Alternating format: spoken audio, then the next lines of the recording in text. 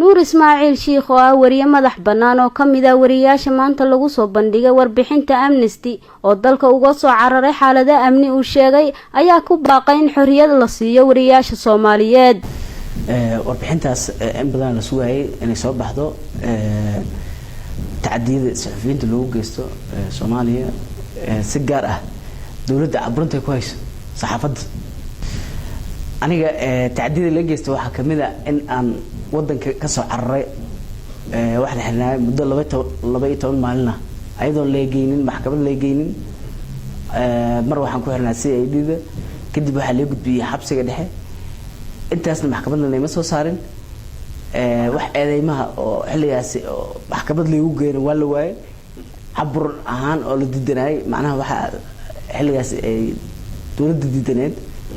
in dadka mucaaradka la wareesto wax laga weydiiyo wixii arrimaha jira markaas oo kale wax laga qoro laga hadlo ayadoo arrintaas soo horjeeda cabsi gelin lagu sameeyo oo tacadiyada arrimahaas ka mid ah.